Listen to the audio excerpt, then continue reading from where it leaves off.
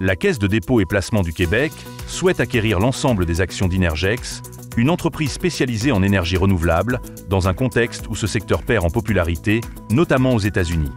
Le président d'Innergex, Michel Letellier, souligne que les investisseurs privilégient souvent les bénéfices à court terme, délaissant le potentiel à long terme des projets énergétiques.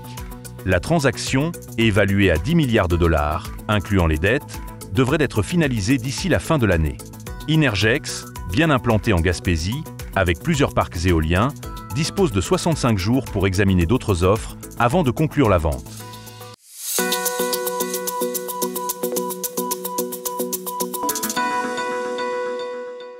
Les 8 centres d'action bénévoles, CAB, de la Gaspésie, suspendent temporairement leur service de transport médical pour les 65 ans et plus, faute de financement suffisant. En 2024 à 2025, le service, qui accompagne les aînés à leurs rendez-vous médicaux, coûte 485 000 $, mais aucune somme n'a été accordée sur une demande de 350 000 $. Le CISSS de la Gaspésie affirme avoir proposé 80 000 $, précisant que l'an dernier, une aide exceptionnelle de 200 000 $ avait été octroyée. Face aux coupes budgétaires, les CAB demandent un financement stable pour maintenir ce service jugé essentiel pour une population vieillissante.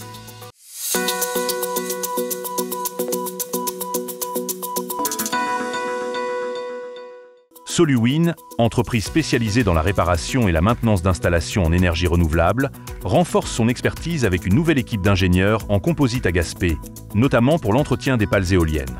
Déjà active à travers le Canada, avec des contrats comme celui du parc éolien Apuia sur la Côte-Nord, l'entreprise vise aussi une expansion aux États-Unis, où plusieurs parcs éoliens nécessitent un renouvellement. En période de pointe estivale, Soluwin emploie plus de 60 travailleurs, tandis que son effectif se réduit à une trentaine en hiver, suivant le rythme saisonnier de l'industrie.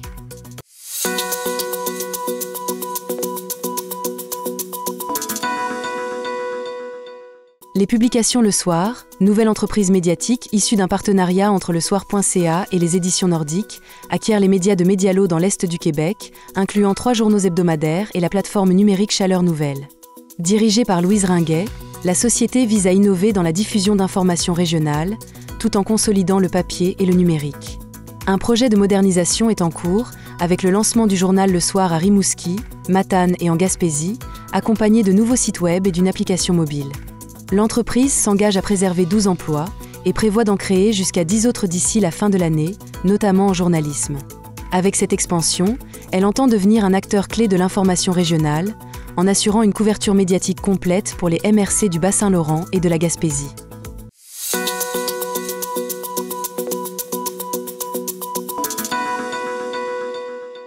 La réduction de 20% des étudiants étrangers, annoncée par Québec, aura un impact limité sur le cégep de la Gaspésie et des Îles, qui pourra accueillir jusqu'à 451 étudiants étrangers entre février 2025 et février 2026. Toutefois, aucun quota n'a été accordé pour les diplômes d'études professionnelles, affectant notamment 2 programmes de l'École des pêches et de l'aquaculture de Grande-Rivière. Le cégep déplore cette décision inexpliquée, alors que ces étudiants sont essentiels pour compléter les groupes et maintenir certains programmes. Après avoir reçu 302 demandes en 2024, il anticipe une baisse à 180 à 200 demandes cette année, en raison du resserrement des critères de Québec.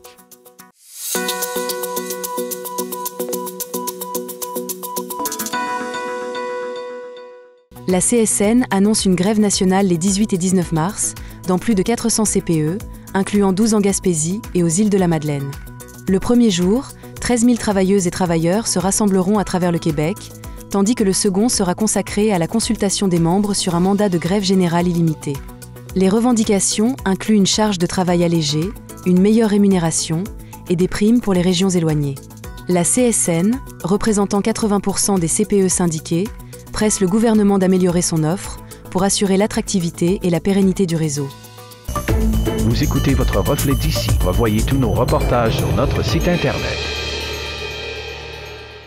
Toute l'équipe de Michel et Terry Whittom vous attend à votre pharmacie Jean Coutu de Grande-Rivière.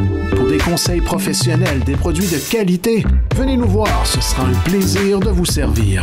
Des cosmétiques aux soins de beauté en passant par les soins de santé, c'est chez votre Jean Coutu de Grande-Rivière que vous trouverez satisfaction.